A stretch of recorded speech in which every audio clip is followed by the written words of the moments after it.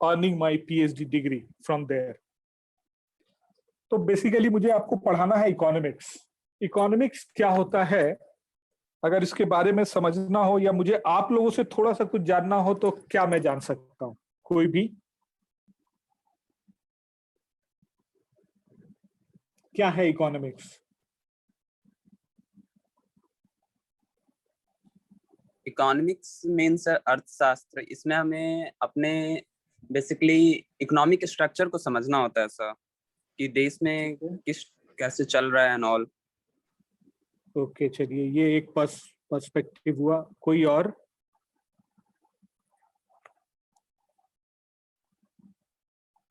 कोई और जो बताना चाहे इकोनॉमिक्स क्या है?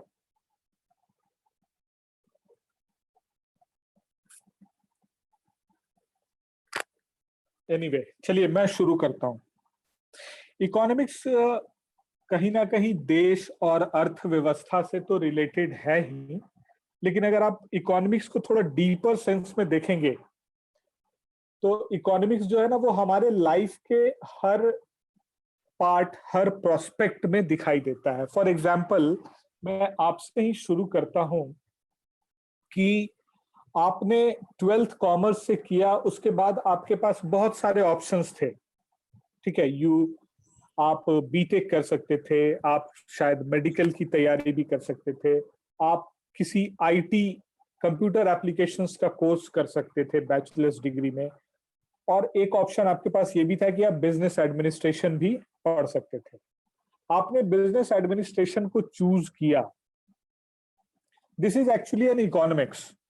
कैसे, ये मैं एक्सप्लेन आपको करता हूं कि अगर आपने बीबीएम चूज किया, ऑप्ट किया कि मैं अपनी बैचलर्स डिग्री बीबीएम में करूंगा, तो कहीं ना कहीं इसके पीछे जो मैं समझता हूं जो आपका ऑब्जेक्टिव रहा होगा या ऑब्जेक्टिव है कि ये एक वोकेशनल कोर्स है, इसे मैं करूंगा तो मेरे स्किल्स और बढ़ेंगे, मैं कुछ नया वोकेशनल चीजें सीख सकूंगा। और वोकेशनल कोर्सेज जो होते हैं वो जॉब ओरिएंटेड होते हैं। मतलब अगर फ्यूचर में मैं कोई जॉब करना चाहूं तो it will be an easier for me to grab any job. किसी जॉब को पाने में मुझे काफी आसानी होगी अगर मैं वोकेशनल कोर्सेज की पढ़ाई करता हूं। ठीक है, आपको अपने रिसोर्सेज, अब जैसे मान लो एक दूसरा एग्जांपल लेता हूं कि आपके पास रिसोर्स अवेलेबल है, सपोज 50,000 रुपए अवेलेबल है, और फॉर एग्जांपल है ये, डोंट टेक इट पर्सनली, आपके पिताजी ने कहा आपको कि भाई देखो तुम्हारे बैचलर्स डिग्री की पढ़ाई के लिए ना मैं 50,000 रुपए खर्च करूंगा। ये एक अवेलेबल लिमिटेड रिसोर्स आपके पिताजी ने आपके सामने रख दिया। अब कहीं ना कहीं आपने भी देखा कि ठीक है, अगर ये अमाउंट मुझे मिल रहा है मेरी पढ़ाई करने के लिए, तो मुझे इसी अमाउंट में जो बेस्ट सुटेबल ऑप्शन या कोर्स अवेलेबल होगा वो मैं चूज करूंगा। अब अगर आपने इस केस में अगर इंजीनियरिंग को ऑप्ट किया होता, मतलब आप बीटेक करने की सोचते, तो क्या सॉरी, क्या ये रिसोर्स, जो फाइनेंशियल रिसोर्स आपके पिताजी ने आपके सामने रखा, ये सफिशिएंट होता? कोई बताएगा मुझे? नो सर, नहीं होता।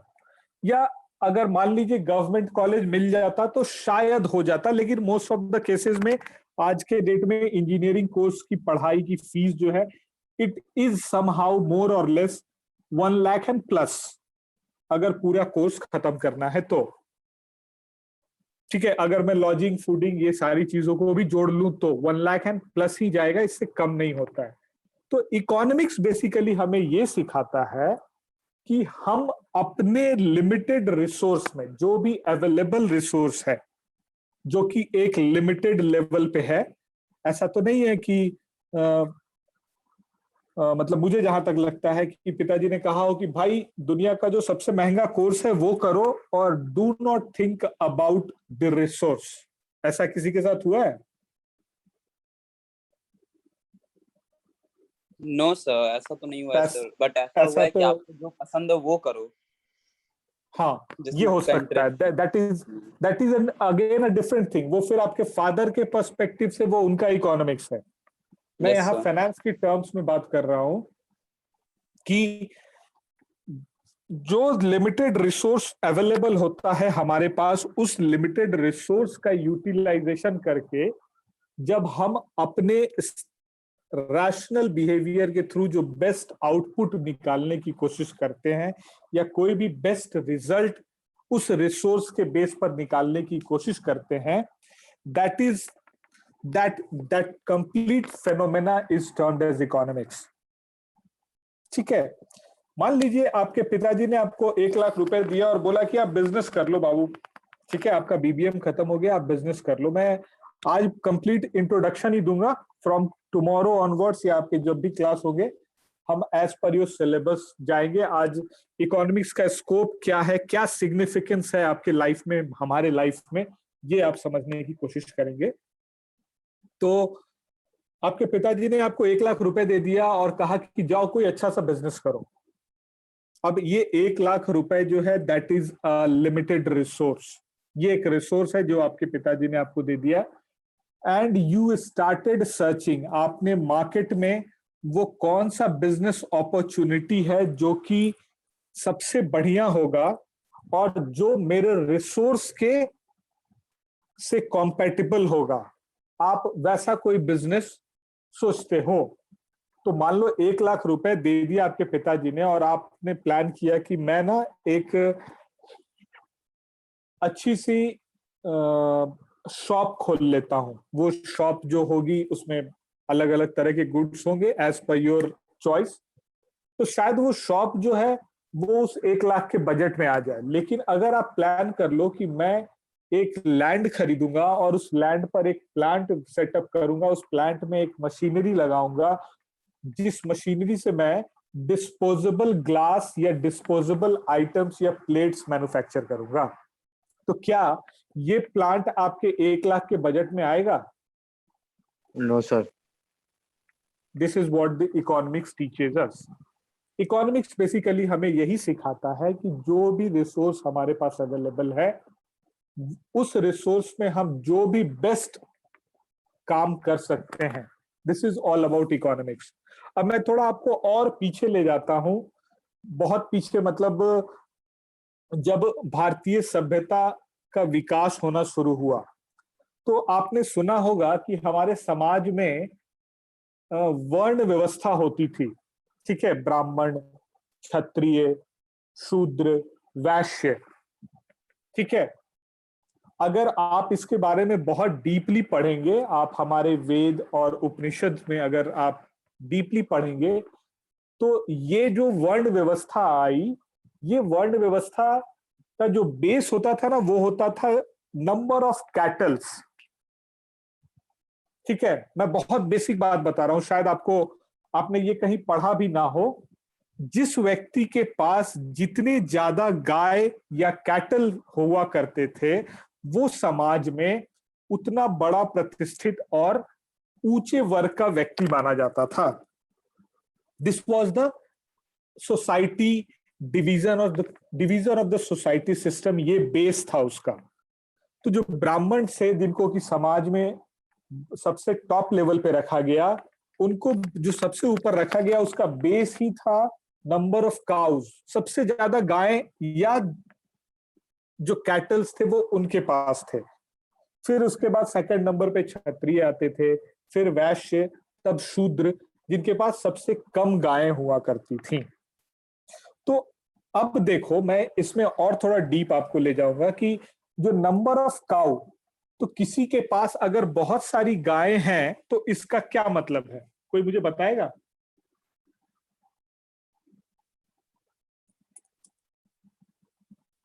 नंबर ऑफ रिसोर्सेज सर, उसके पास ज्यादा रिसोर्सेज है सर। एग्जैक्टली, उसके पास रिसोर्स के टर्म में सबसे ज्यादा है।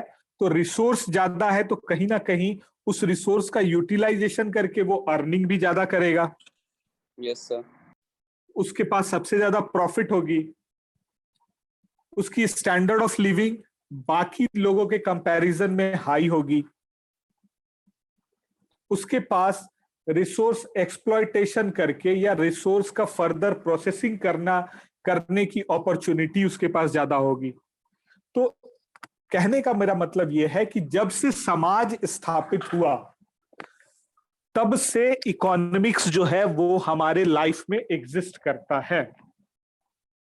ठीक है, अगर एग्रीकल्चर के टर्म्स में बात करो, एक किसान है वो खेती कर रहा है, तो वो जो खेती करने के लिए जो सबसे बेस्ट क्वालिटी की सीड खरीद रहा है, दैट इज ऑल्सो इकोनॉमिक्स, क्योंकि इकोनॉमिक्स कहता है कि जितने भी संसाधन आपके पास उपलब्ध हैं उनमें से सबसे बेस्ट संसाधन को चुनना, दैट इज इकोनॉमिक्स। ठीक है, आप सब अभी ग्रेजुएशन में हो, फ्यूचर में मास्टर्स डिग्री अर्न करोगे, फिर अपने जॉब में आओगे। जॉब में जो आओगे तो ये जो जॉब में आने के लिए जो आपने ये पढ़ाई की या कोई पर्टिकुलर कोर्स चूज किया, जैसा मैंने बताया, this is also an economics. तो economics is not only related with country, GDP, per capita income और developed economy, under developed economy, developing economy, rather than it exists in with every individual, with every society। हर एक व्यक्ति, समाज में होने वाली जितनी भी घटनाएं हैं वो सभी कुछ इकोनॉमिक्स हैं। ठीक है, अगर कोई फादर अपनी बेटी के लिए की शादी के लिए कोई लड़का देखने जा रहा है and he is choosing the best option among many, that is also basically N economics. बात समझ में आई मेरी? Yes sir. Yes, sir. तो economics is basically not only confined with, या वो सिर्फ सीमित नहीं है देश, उसकी अर्थव्यवस्था या वित्त मंत्रालय, इन सब से नहीं रिलेटेड है। It is completely related with the full society, पूरे सोसाइटी, और सोसाइटी में जो कुछ भी घटनाएं हो रही हैं, बड़ी छोटी। ठीक है, जैसे कोविड-19 के बहुत सारे वैक्सीन बने, लेकिन उनमें से कुछ वैक्सीन को अप्रूवल मिला कि आप इसकी मैन्युफैक्चरिंग स्टार्ट करो। उसके पीछे भी बेसिकली इकोनॉमिक्स है कि जितने रिसोर्स अवेलेबल थे, यानी वैक्सीन अवेलेबल थे, उनमें से जो वैक्सीन सबसे इफेक्टिव रहा कोरोना को मात देने में या कोरोना के वायरस को डीएक्टिवेट करने में हमारे बॉडी में, तो गवर्नमेंट ऑफ इंडिया ने उस वैक्सीन को अप्रूवल दिया कि भैया आप मैन्युफैक्चरिंग करो, आपसे हम आपकी वैक्सीन खरीदेंगे और लोगों को वैक्सीनेशन करेंगे। This is also an economics.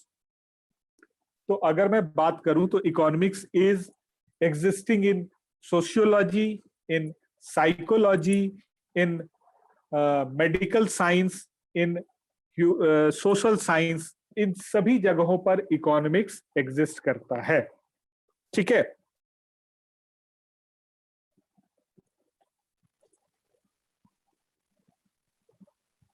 यहां तक किसी को कोई सवाल हो तो वो प्लीज पूछे।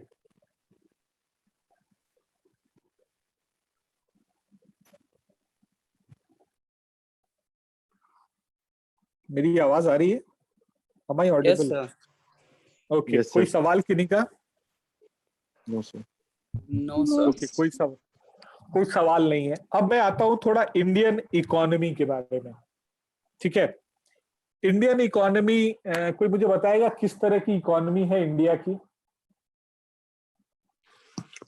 Indian economics, sir. हाँ, इंडिया की जो इकोनॉमी है, अर्थव्यवस्था है, वो किस तरह की इकोनॉमी है, या आप कितनी तरह की इकोनॉमी को जानते हैं, ये भी बता सकते हैं आप।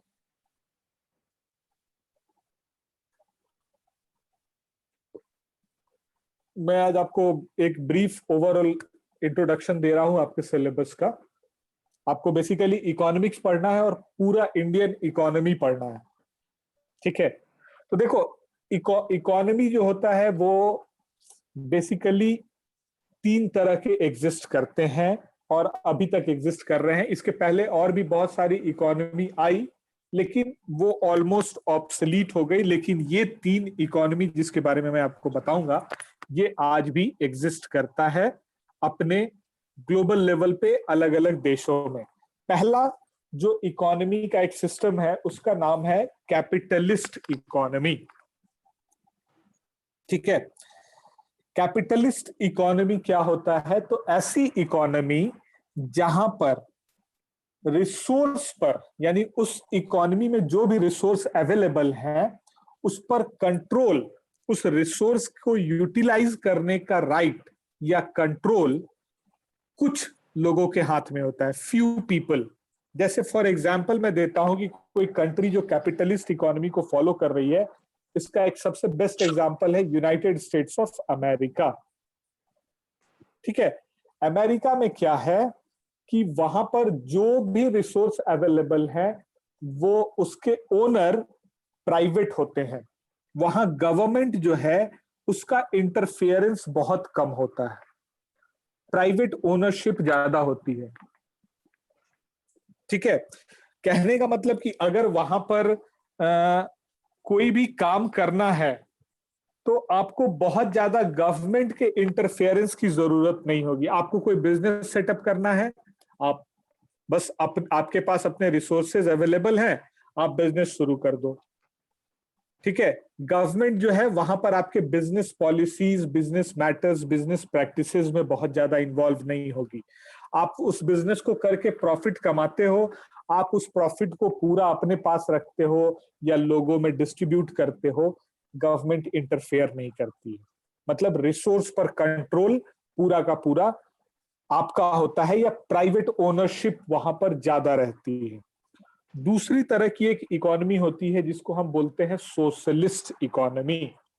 ठीक है, नाम से ही आपको समझ में आ रहा होगा कि सोशल यानी वो इकोनॉमी जो समाज पर स्थापित हो, जिसका सबसे बेस्ट एग्जांपल है आपके सामने रिपब्लिक ऑफ चाइना। चाइना जो है वो एक सोशलिस्ट इकोनॉमी है।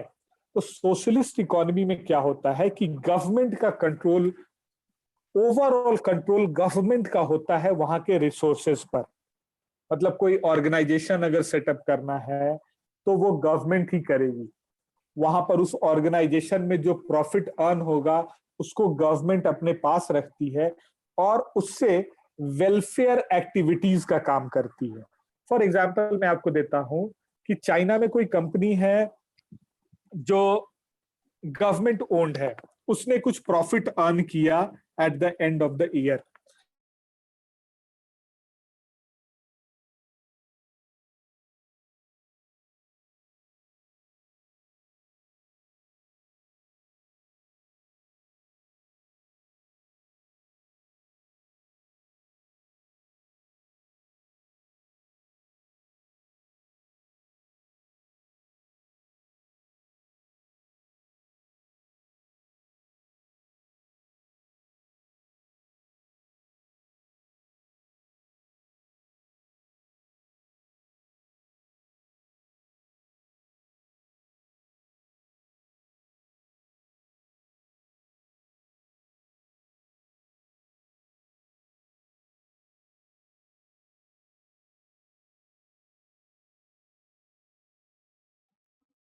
मेरी आवाज आ रही है? Yes sir. प्रवीण, कोई भी? यस सर, आ रही। ओके, अगर मेरी आवाज डिस्टर्ब हो तो प्लीज मुझे बता। ठीक है, हाँ सर। ओके तो मैंने मिक्स्ड इकोनॉमी, तो मिक्स्ड इकोनॉमी में क्या होता है कि प्राइवेट ओनरशिप भी एग्जिस्ट करती है, साथ ही साथ गवर्नमेंट ओनरशिप भी एग्जिस्ट करती है। तो प्राइवेट ओनरशिप का आप एग्जांपल देख लीजिए कि जैसे यहाँ पर टाटा ग्रुप ऑफ कंपनीज भी बिजनेस कर रही है और गवर्नमेंट की एनटीपीसी भी बिजनेस कर रही है।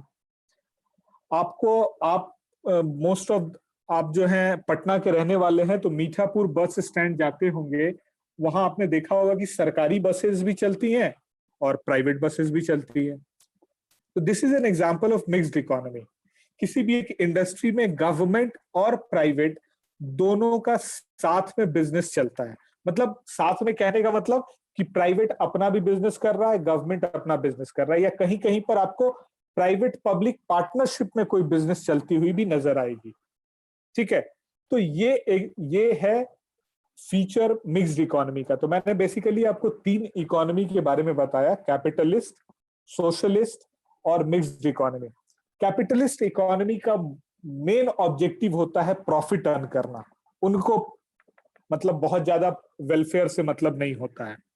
ठीक है। लेकिन सोशलिस्ट इकोनॉमी जो है वो सॉरी आपकी आवाज कट रही है, फिर से बोलना। सब पब्लिक वेलफेयर में काम करती है। हाँ, सोशलिस्ट इकोनॉमी पब्लिक वेलफेयर पे ज्यादा फोकस करती है। मतलब वो जो कुछ भी अपने रिसोर्स को यूटिलाइज करके जो प्रॉफिट या रेवेन्यू अर्न करेंगे, जैसे मान लो चाइना में एक ट्रेन चल रही है, उस ट्रेन को कौन ऑपरेट कर रहा है? गवर्नमेंट चला रही है। तो उस ट्रेन को चलाने से जो ट्रेन के टिकट लोग खरीद रहे हैं, उस ट्रेन को चलाने से ओवरऑल बिजनेस से जो पैसा आता है, उस पैसे से फिर सोशल वर्क किया जाता है। ठीक है। लेकिन कैपिटलिस्ट इकोनॉमी में अगर आप देखो तो अगर अमेरिका में कोई ट्रेन चल रही है तो उसका ओनर वहां का कोई प्राइवेट पर्सन है, तो वो सिंपली उस बिजनेस को रन करता है। उस बिजनेस से जो पैसा कमाया उससे वो और नई ट्रेनें खरीद ले अपने नाम से, कुछ और अपनी प्रॉपर्टी बढ़ा ले, लेकिन वो बहुत ज्यादा उस प्रॉफिट को पब्लिक में शेयर नहीं करता है।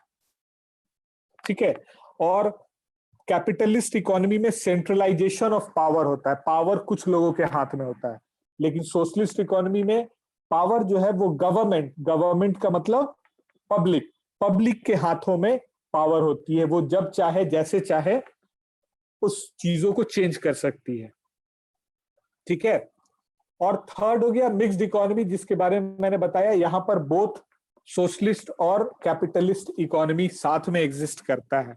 गवर्नमेंट ऑफ इंडिया ट्रेन चला रही है, उस ट्रेन को चलाने से जो वेलफेयर हो रहा है, पब्लिक को एक सस्ते रेट पर उनको एक जगह से दूसरे जगह मूव करने का साधन प्रोवाइड कर रही है। और अगर इंडियन रेलवे कोई प्रॉफिट कमाती है तो उस प्रॉफिट से फिर वेलफेयर का काम होता है, यानी स्कूल्स खोले जाते हैं, हॉस्पिटल्स बनाए जाते हैं, इंफ्रास्ट्रक्चर डेवलप किया जाता है। ठीक है। तो आज मैं क्लास में यहीं तक रहने दूंगा। यहां तक में अगर किन्हीं का कोई सवाल है तो वो पूछिए, फिर हम लोग इस टाइप्स ऑफ इकोनॉमी के और डिटेल में जाएंगे। ये मैंने बस आपको एक ब्रीफ किया है। ठीक है सर, तो Yes, sir. मिक्स्ड एक एक करके बेटा प्लीज। हाँ प्रियांशु आप शुरू करें। प्रियांशु आप कुछ पूछ रहे थे।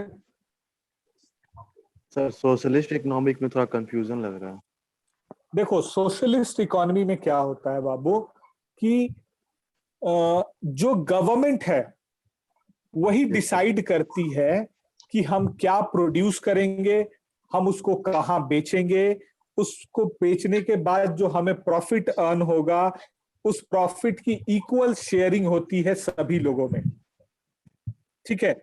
लेकिन कैपिटलिस्ट इकोनॉमी में क्या होता है कि कुछ ही लोग डिसाइड करते हैं कि हम क्या प्रोड्यूस करेंगे, उसको कहाँ बेचेंगे, और उससे जो प्रॉफिट जनरेट होता है वो कुछ लोग ही, मुट्ठी भर लोग उसका इस्तेमाल करते हैं अपने फायदे के लिए। ठीक है। तो सोशलिस्ट इकोनॉमी में पूरा कंट्रोल गवर्नमेंट या पब्लिक का होता है। ठीक है। Yes sir. ठीक है। सुरभि आप कुछ पूछ रही थी।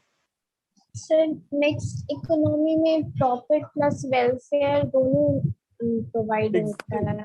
एग्जैक्टली सुरभि आपने बहुत अच्छा सवाल किया है और आपके सवाल में ही आपका जवाब है। मिक्स्ड इकोनॉमी में वेलफेयर और प्रॉफिट दोनों पैरेलली रन करते हैं। ठीक है। जैसे गवर्नमेंट ऑफ इंडिया, या मैं आपको टाटा का ही एग्जांपल लेता हूं। टाटा ग्रुप ऑफ कंपनीज का मैंने आपको एग्जांपल दिया कि टाटा अपने अलग अलग तरह के बिजनेस एक्टिविटीज से जो प्रॉफिट अर्न करती है, उस प्रॉफिट से वो अपना काम तो करते ही है, लेकिन आप देखते हो कि टाटा जो है वो बहुत सारी वेलफेयर का भी काम करती है। उसने टाटा कैंसर हॉस्पिटल खोल के रखा हुआ है, उसने टाटा ग्रुप ऑफ स्कूल्स खोले हुए हैं, बहुत सारे एनजीओज हैं जिसको टाटा फंडिंग करती है वेलफेयर के लिए। उसके अलावा गवर्नमेंट को बहुत तरह से प्राइम मिनिस्टर रिलीफ फंड में पैसा देते हैं वो। तो मिक्स्ड इकोनॉमी एक ऐसी इकोनॉमी है जहां प्रॉफिट भी कमाया जाता है और साथ ही साथ उस प्रॉफिट का कुछ पार्ट वेलफेयर एक्टिविटी में भी यूज होता है। ठीक है। और सर, किन्हीं का इसमें कोई market- क्वेश्चन? हाँ बेटा। सर, इसमें मार्केट फोर्स का कोई रोल है? बिल्कुल होता है। बिल्कुल होता है। जैसे पब्लिक मिक्स्ड इकोनॉमी में क्या है कि मार्केट फोर्सेस जो होते हैं वो कंट्रोल्ड में भी होते हैं और अनकंट्रोलेबल भी होते हैं। जैसे एग्जांपल मान लीजिए कि गवर्नमेंट ऑफ इंडिया, रेलवे पर उनका सिर्फ और सिर्फ उनका अधिकार है। आपको कोई नाम सुनने में आया है? शीतल रेलवे एंड कंपनीज, जो कि पटना से गया जाती हो? नहीं सुनने में आया। मतलब यहाँ पर गवर्नमेंट का अपना मोनोपोली है, उनका कंट्रोल है पूरा मार्केट पर। लेकिन अगर आप उसी ट्रांसपोर्टेशन में बसेस में देखो तो बिहार राज्य के भी बसेस चल रहे हैं और बहुत सारे अलग अलग ट्रांसपोर्ट कंपनीज प्राइवेट ओनर्स के भी चल रहे हैं। यहाँ पर मार्केट फोर्सेस में प्राइस जो है वो मार्केट भी डिसाइड करती है, साथ ही साथ गवर्नमेंट भी कभी कभी डिसाइड करती है। जहां पर गवर्नमेंट का कंट्रोल है वहां गवर्नमेंट प्राइस डिसाइड करती है, जहां पर गवर्नमेंट का कंट्रोल नहीं है वहां पर मार्केट में डिमांड और सप्लाई के हिसाब से प्राइस डिसाइड किए जाते हैं। ठीक है, बस 2-4 मिनट बचा है बेटा, 1-2 मिनट ही बचा है शायद। और किन्हीं का कोई सवाल है? कोई बुक सजेशन? आप बुक पढ़ सकते हो SK. Mishra and VK. Puri, Indian economy. SK. Mishra and VK. Puri. पूरी? हाँ, PURI, Puri. Okay. SK. Mishra and VK. Puri ये सबसे बेस्ट बुक है इंडियन इकोनॉमी और इकोनॉमिक्स को पढ़ने के लिए। ठीक है। और एक बार मैं आपके सिलेबस देख लूंगा। मुझे लगता है कि शायद अगर आपको माइक्रो इकोनॉमिक्स पढ़ना होगा तो मैं वो भी फिर डील करूंगा। ठीक है। और किन्हीं का कोई सवाल? सर मोनोपोली भी तो बहुत जगह होता है ना सर, बहुत सारे चीजों में। बहुत होता है। कैपिटलिस्ट इकोनॉमी में आपको बहुत ज्यादा मोनोपोली देखने को मिलेगा। जो कैपिटलिस्ट इकोनॉमी में जो ओनर होता है वही प्राइस डिसाइड करता है। एग्जाम्पल में सर एरोप्लेन को ले सकते हैं क्या सर? उधर तो नहीं, एग्जाम्पल में आप ले लो। मोनोपोली में सबसे बेस्ट एग्जाम्पल है आपको इंडियन रेलवे। अगर आज सरकार किसी कोई एक जगह से दूसरे जाने का किराया 1000 रुपए उसको 1500 कर दे तो आप कुछ कर सकते हो? No sir. बस मोनोपोली को समझ लीजिए। अगर मान लो आपके इंडिया में अभी जियो है, एयरटेल है, वोडाफोन है, लेकिन अगर सिर्फ एयरटेल रहती, BSNL भी नहीं होता, तो एयरटेल जो मंथली पैक 99 में दे रहे हैं अगर उसका 599 भी लेने लगते, क्या आप पे नहीं करते? करते सर।